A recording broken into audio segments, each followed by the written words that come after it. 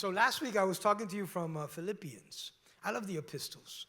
As you get to know me better, you'll know that I teach a lot from the epistles. In fact, at my church, before I was here, I took 2 years of my life where I just taught verse by verse all the epistles. 1 Corinthians, 2 Corinthians, Philippians, Ephesians, my favorite. One of them is kind of hidden in there, and it's called Philemon. A lot of people don't even know about this epistle because it only has 1 chapter, and it's only got 25 verses. And so it's kind of hidden in the New Testament where it's very easy to miss. But I'm going to be talking today to you about this, and I'm going to be reading it's chapter 1. It's the only chapter. So it's really verse 10 through 18. I'm going to read this from my phone just because it's going to be a little easier for me to do it through here than to do it through my laptop. But they already have it up, I think. Well, they should have it up soon. Philemon, verse 10 through 18. And this is what it says. I'll start reading. It says, I appeal to you for my son Onesimus, whom I have begotten while in my chains. Paul was already in prison like he was last week when we talked about the book of Philippians. Who once was unprofitable to you, but now is profitable to you and to me. I am sending him back to you, therefore receive him. That is my own heart, whom I wish to keep with me, that on your behalf he might minister to me in my chains for the gospel. But without your consent, I wanted to do nothing, that your good deed might not be by compulsion, as it were, but voluntary. For perhaps he departed for a while for his purpose, that you might receive him forever, no longer as a slave, but more than a slave, a beloved brother, especially to me, but how much more to you, both in the flesh and in the Lord. If then you count me as a partner, receive him as you would receive me. But if he has wronged you or owes you anything, put that on my account. Again, most likely, this is a portion of the Bible that maybe you've never seen before or read before. But I will tell you this.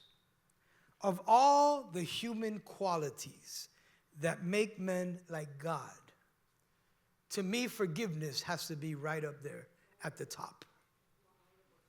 Do you agree with that? If you want to be like God as much as you can, learn to forgive people quickly. Because God is a God of forgiveness, as we know.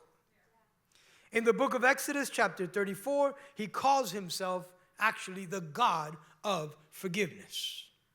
When Jesus was on the cross dying, one of the last things that he said was, Father, forgive them, for they know not what they do.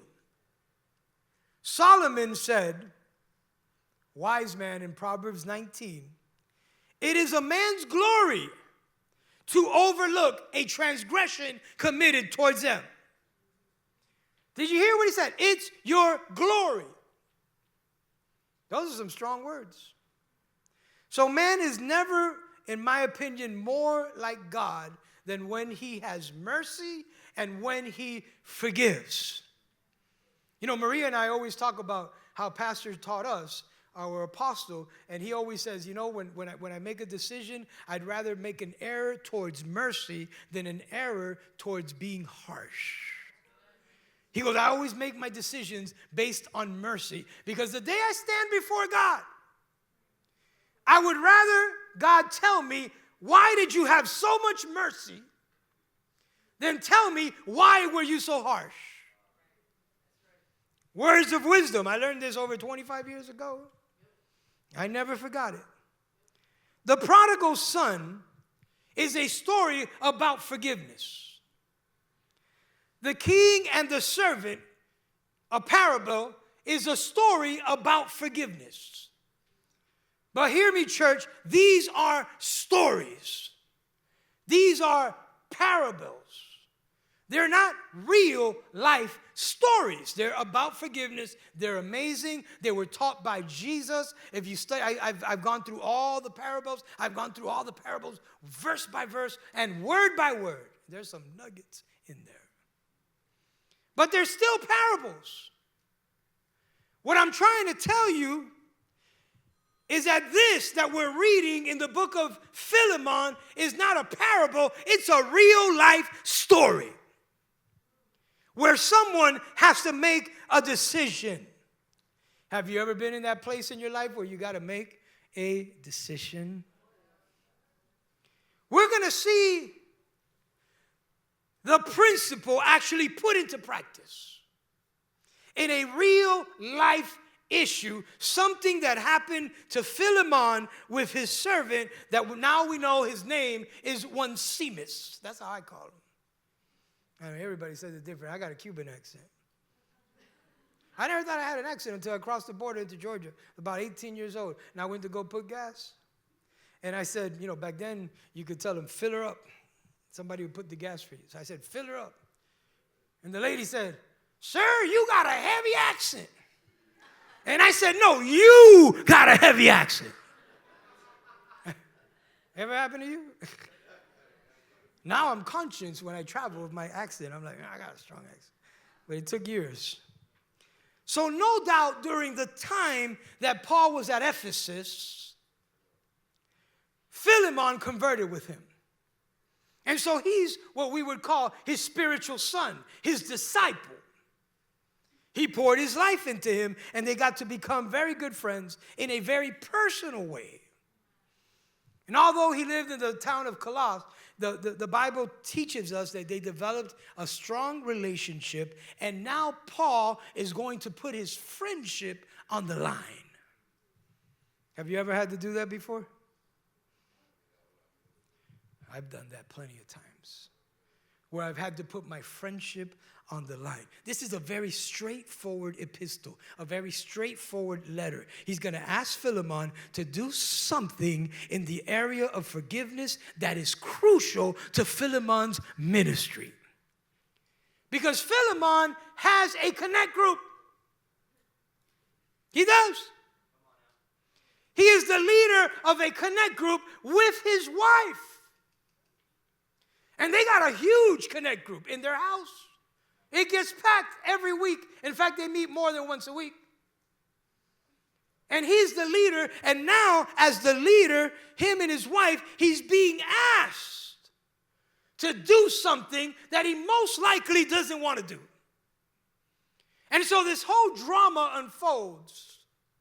As everything's going great, as he's leading this great connect group, as him and his wife are serving God together, and God is doing miracles, and he's rising up leaders and doing all this great stuff, and then all of a sudden, here comes Paul and asks him to do something that he doesn't want to do. Have you ever been there? Have you ever been on the top? Have you ever been in a place where it seems like everything you touch turns to gold, where it seems like everything is growing and prospering, and then all of a sudden, bam! It's like you got hit, boom, by Tupulia. Oh, right in the stomach. And all of a sudden you feel like, maybe I'm not all that in a bag of chips. maybe you question yourself. You question yourself. Come on, let's be real. This is about, we're talking today about hidden secrets. I've questioned myself. Did I make the right? Everybody lives with regrets. What if I had done this? What if I had done that? You cannot live your life on regrets. All you could do is do better. Write that down. Text yourself. You ever text yourself? So let me explain to you real quickly this incredible story. Philemon used to have a servant named Onesimus. And an issue between the two rose up, and he escaped. He worked for him. and he escaped. And this is the whole epistle about him escaping. And let me tell you something, that when he escapes, for the Romans, this was a horrible thing, because they would actually brand your forehead and put an F for fugitive, so that everybody would know for the rest of their life that you had escaped. They could also kill you. They would definitely torture you and beat you. And so he leaves to Rome, this man, Onesimus, he leaves to Rome hoping not to get caught. And before he leaves, he steals money, probably all of the money that Onesimus had. And he commits this felony. And now he's being sought by everybody. And what happens? He gets caught. And he goes to prison. And who do you think he meets? I wish I'd go to prison and meet Paul. I'm serious. I'll take that one. Babe, I'm sorry. I'm out. I'm going to go hang in prison with Paul for a bit. And so he meets the Apostle Paul. And like everybody else that meets Paul, he converts. Even the king said to Paul, "You almost made me receive Jesus." The guy was killing everybody. And he said, "I pray that you would receive Jesus, except these chains, and that you would be just like me." So Philemon is challenged to receive him back, but now he's asking him. He's not asking him to forgive him. He's not asking him, to just, he's telling him, "I want you to place him in leadership. I want him to be your assistant. But I'm not going to ask you this. Imagine Paul. I'm not asking you this. I want it to come from you, but you better do it, bro. Because you owe me." He actually said, "You owe me your life." But listen, it don't matter. I know plenty of people that pretty much, obviously because of God, but they owe me their life, and they don't make the decisions that I think they should make. Hello? So he has free will to make the decision. But most likely, Philemon has to be angry at him. He probably, listen to me, he doesn't trust him. He stole from me. He converted with Paul. This is jailhouse religion. How do I know he's legit? Yeah, Paul thinks he is, but now he's going to send them to me. He's going to cause all these problems. If I forget him, it's okay, but I can't forget what he did. Ever been there? Yeah, I forgive that dude, but you stay over there, dog. I said dog. D-A-W-G. You stay over there, dog. I'm good. Yeah, listen, man, no hard feelings. You do your thing. I'm not trying to mess you up, but you stay over there, and I stay over here. But Paul says, no. I want him to serve you. I want him to be your assistant. I want him to help you like the way he's helped me. And I want you, can you imagine the leadership that is there? And they're like, "What? Your assistant connect group leader. Who's this dude? Last time I saw him, he stole money from you. Last time I saw him, he was on the run. Now you're going to remove me or put me as third leader or fourth leader or fifth leader, and he's going to come in here and take my place." Can you imagine the chaos in the connect group with people telling Philemon, he got to work his way up. He needs to earn this. He can't just walk in here. Well, I'll tell you what. There's moments where people don't have to earn anything because God just gives it. God, listen, favor is not fair.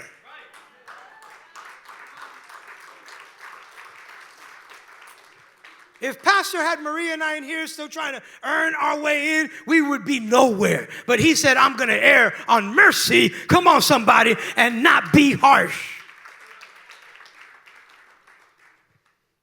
That's how it works. So he could have thought, this dude is a bad example for my whole connect group. But I got an issue. Forgiving is always a difficult decision. Because what if they do it again? Shame on me after one time. One time's cool. Second time, shame on me. It's the second time? Second. Shame on me. Yeah, shame on you, then shame on me. It makes you vulnerable. This is why you see women that get divorced and they say, I forgive my ex. I have no hard feelings against him. I'm serious. I'm done with that. But I ain't never getting married again. Because all men are the same. And I am not putting myself in that. I will never be vulnerable again. I will never fall in love again. I will never trust anybody again. I'd rather stay by myself. Better by myself than with bad company. Mejor solo que mal acompañado. And so, you're forgiven, but you're never going to let yourself be vulnerable again. You know, or people that have a problem in church. They have a problem with the pastor. And they leave. And then they say, I forgive that pastor. And they did. They really did. They're not bad people. They say, you know, whatever, I forgive him, whatever happened, whatever it was. They didn't follow up on me, didn't call me. I went through a bad situation. The church was not there for me. All valid reasons. When people confront me, so if you're here and you want to confront me on this, you know what you're going to get from me? I'm going to say, I'm sorry. I failed you. That's it. You're not going to hear it. Oh, but, you know, I got too many people. But this, but that. I'm going to tell you, I failed you. How can I fix this? Are you guys listening to me? And so they leave, and they're fine with the church. They're fine with the pastor. They're good. They have a relationship with God. But I ain't never going back to church.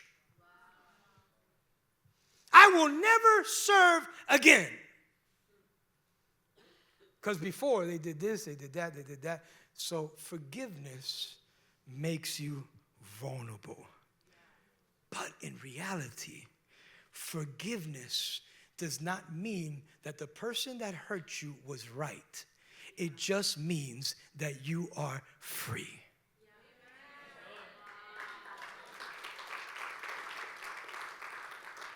Listen, we live in a non-forgiving society. We do. We don't forgive people. Most people sue everybody. You can get sued for anything. This is ridiculous than when I grew up when I was young. People rob people, and then the person, you know, takes the gun from them and slaps them, and then they sue the guy that they were trying to rob. It's happened. Listen, you could never, there's nothing you could do to not get sued. The only thing you could do is minimize risk. Anybody that's in business will know. All you could do is minimize risk as much as you can, but they can always sue you. And people will find reasons to try to sue you. And so we live in this society where it's almost okay to be hateful. It's almost okay to hate people as long as you don't hit them, as long as you don't put your hands on them. But it's okay to hate people. You can hate whoever you want. You can do whatever you want as long as you don't do anything to harm anybody else. That's my personal thing. It's my body. It's my choice. So we buy into this mentality.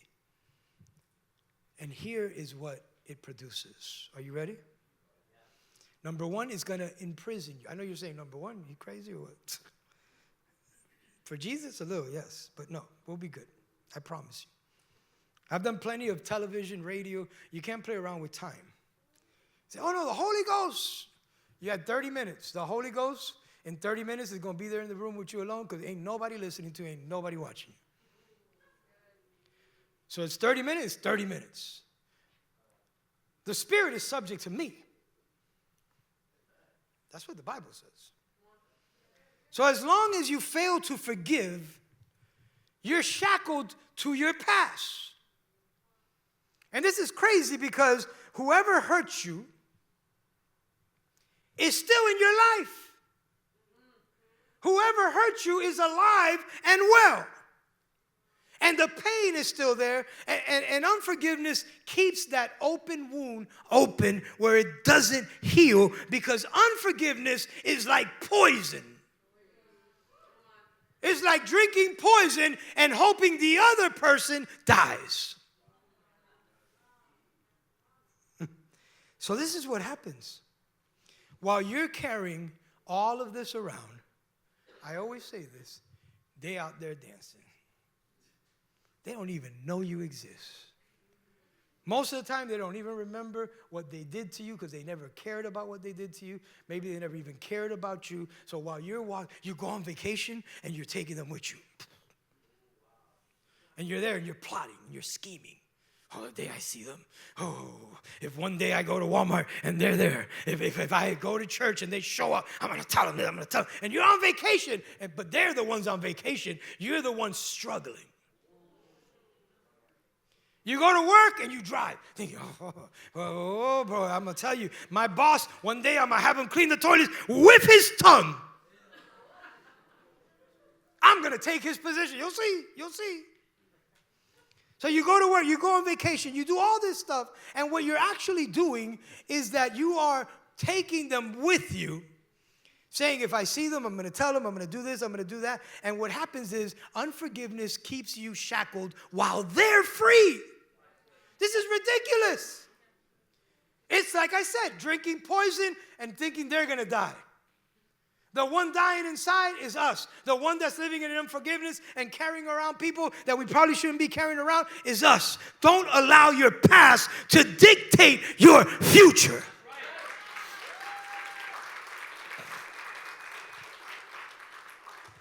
Unforgiveness, number 2, causes bitterness. Listen, and the word bitter comes from the word bit. A snake that sees no way out.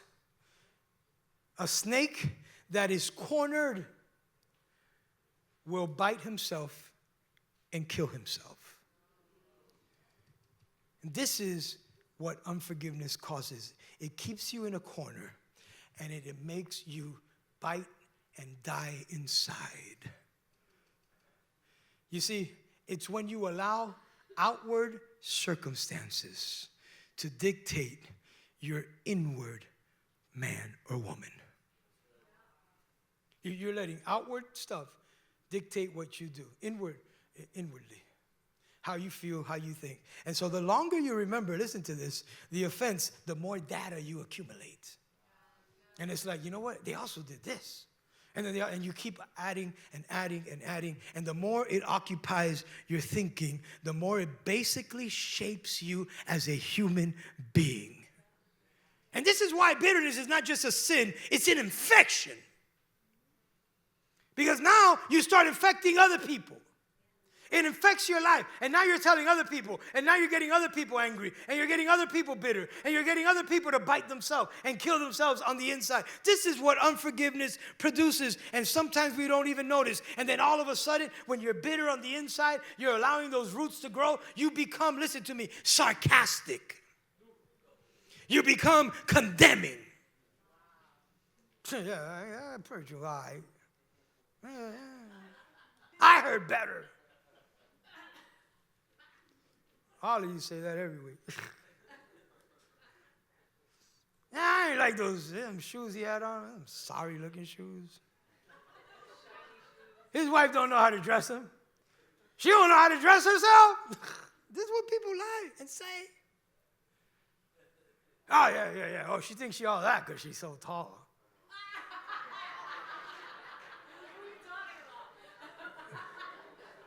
It's either you or Marta Daglio.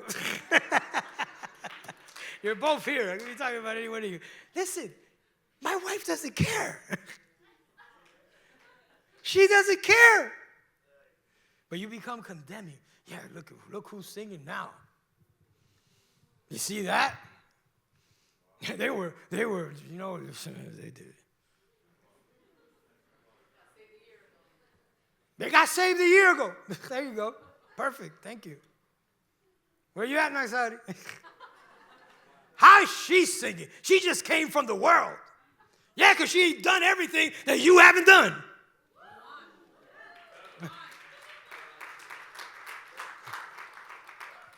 So it makes you doubt everyone. It gives you a nasty disposition.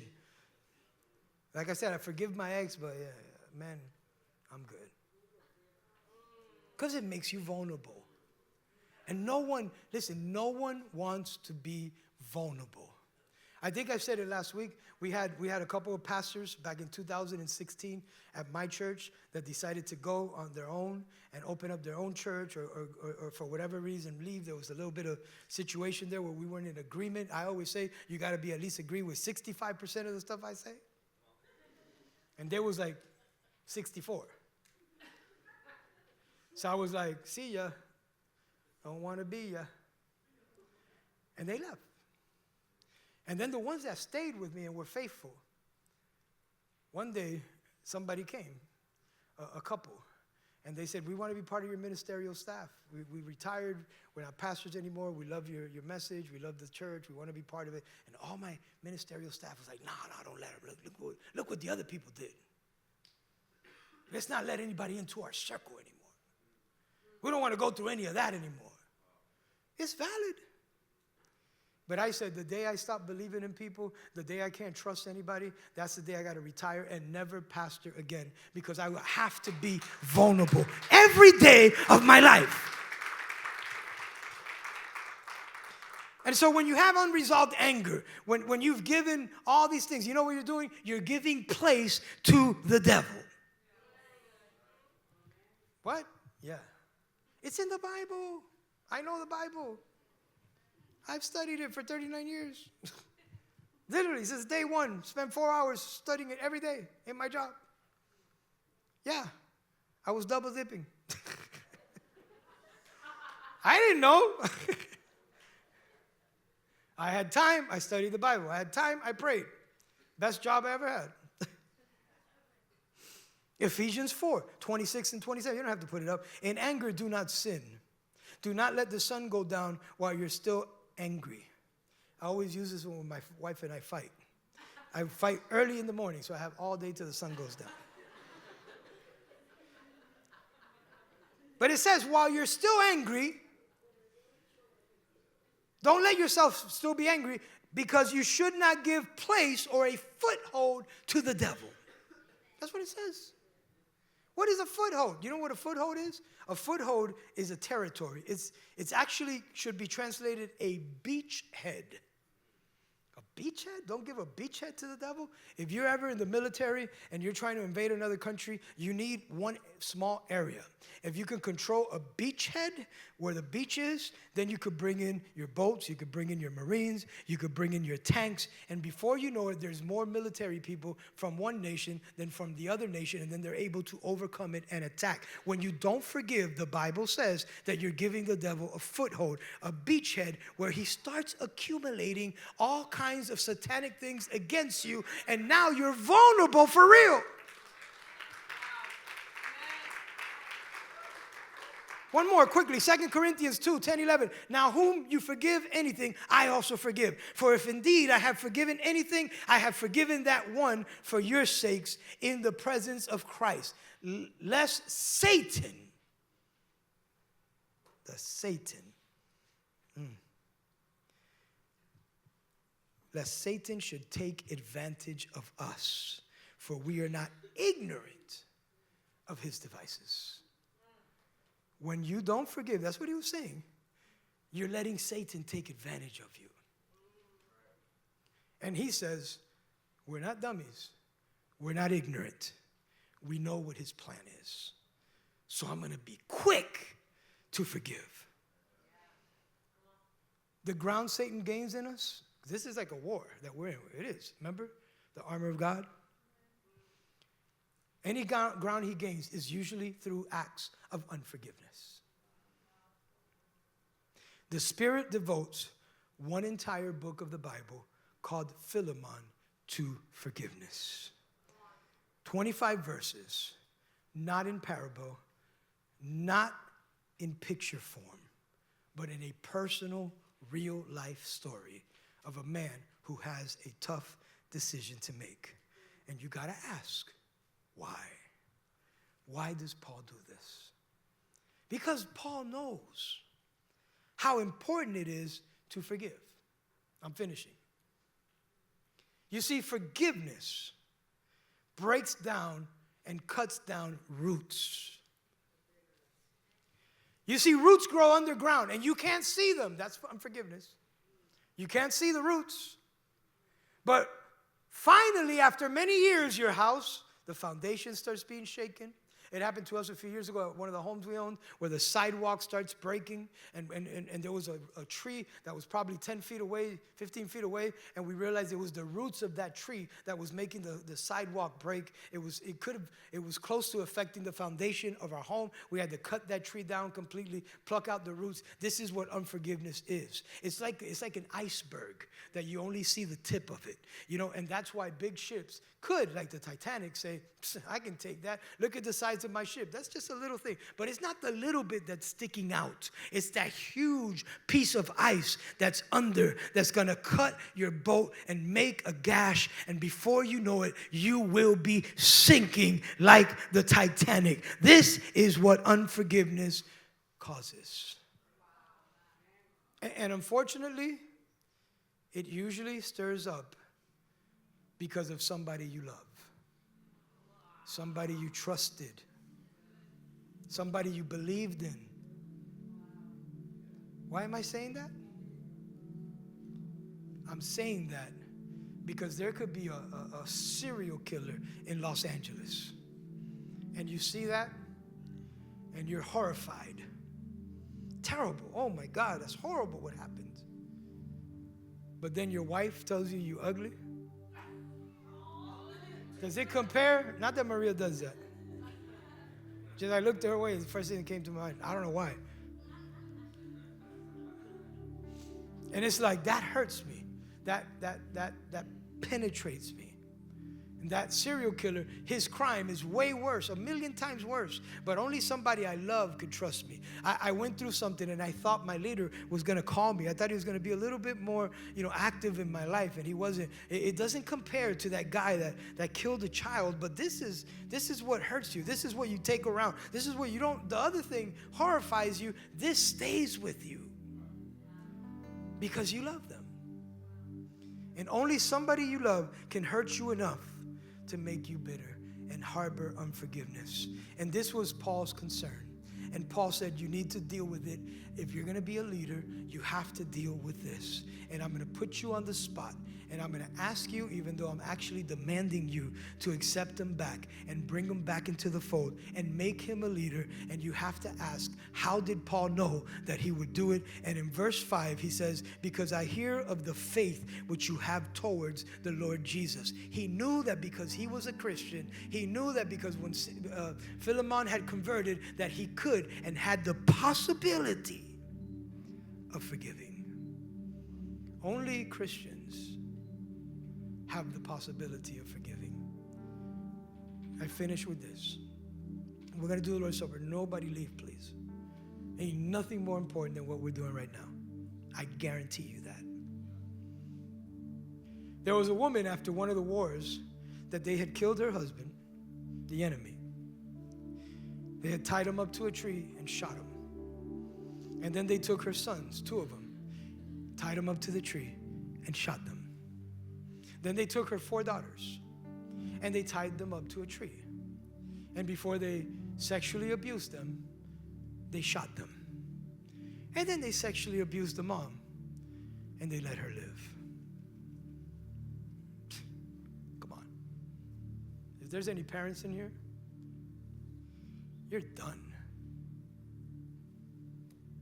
What is there to live for? Yeah, God, I know all that, man. This is pretty stuff. Oh, you got God? I know I do. But I lost my whole family. Come on, man. Be real.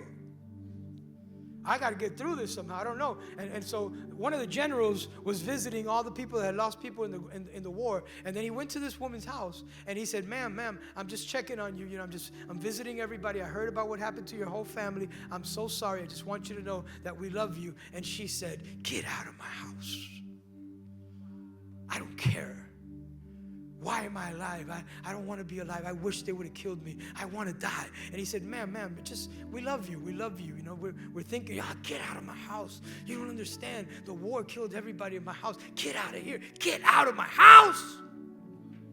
And so he turned around and he started walking towards his horse. And he got an axe. And he brought it back to her. She said, good, you're going to kill me finally. Take me out of my misery. He goes, no, I'm not going to kill you. She said, what are you going to do? He said, I'm going to the tree where everyone was tied and everyone was killed, and I'm going to cut that tree down because I'm going to cut it down so that you can live. We got trees to cut down. We got roots to get rid of. We got icebergs under the water that are tearing us up. Are you ready today to make that decision? To let some stuff go? They weren't right, but you're free. What they did to you was not right, but you're free.